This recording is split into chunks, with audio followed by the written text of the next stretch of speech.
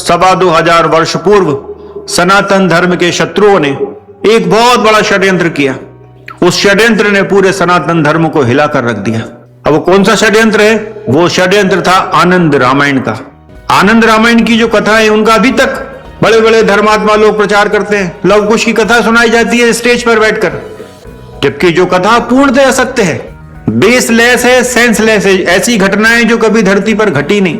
उस जीनियस व्यक्ति ने इस ढंग से उनका प्रस्तुतिकरण किया कि वो अभी भी घर घर गाई जा रही है। अभी भी टीवी में अनेक सीरियल्स में लव कुश की कथा दिखाई जाती है। 2,2500 वर्ष हो गए इस बात को। अब हम 2,2500 वर्ष क्यों कहते हैं? उसका कारण यह है कि चंद्रगुप्त मौर्य जो महान सम्राट हुए हैं, जिनको चाणक्य ने सम्राट बनाया और भारत के महान सम्राटों में गिनती करवाई, उसमें चंद्रगुप्त मौर्य की अपनी भी बहुत विशेषताएं नहीं है, लेकिन उनकी अकस्मात मृत्यु हो गई। तो उनकी मृत्यु के बाद का जो कुछ वर्षों का जो काल है वो बड़ी अराजकता का काल रहा होगा, ऐसा हमारा मानना है।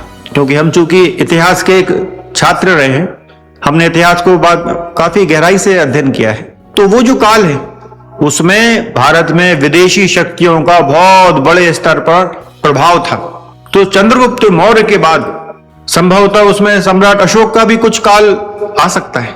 उस समय ये सारे षड्यंत्र किए गए, सनातन धर्म को समाप्त करने के लिए ये पूरा षड्यंत्र किया गया। अब हम ये 2,2500 वर्ष पूर्व ही क्यों कहते हैं? हमारे सारे वीडियो में हमने यही कहा है कि 2,2500 वर्ष पूर्व ये षड्यंत्र हुआ। हम इस आधार पर कहते हैं कि कालिदास ने रघुवंशम नाटक लिखा है, और उस रघुवंशम नाटक में वे भगवान श्री राम के पहले के जितने भी राजा महाराजा हुए हैं उनका वर्णन करते हैं। उस रघुवंशम में सीता परित्याग की घटना का भी जिक्र है, उसमें लवकुश का भी प्रसंग आता है। और अब ये बात तो 2000 वर्ष पूर्व की हो गई। ये जो कालिदास के रघुवंशम की जो बात है वो 2000 वर्ष के पहले की है, क्योंकि कालिदास जो हुए हैं वे सम्राट विक्रमादित्य के समकालीन हुए हैं। उन्हीं के दरबार के नवरत्नों में से वो एक थे। उन्होंने रघुवंशम लिखा। लेकिन एक ग्रंथ और है जो काफी प्राचीन माना जाता है, जैसे 1200-1300 वर्ष शायद हो गए होंगे। भवभूति ने उत्तर रामचरित्र लिखा है।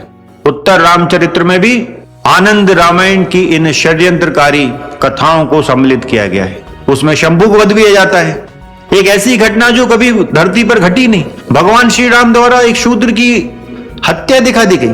और क्यों मार दिया भगवान ने उसको? क्योंकि वो तपस्या कर रहा था।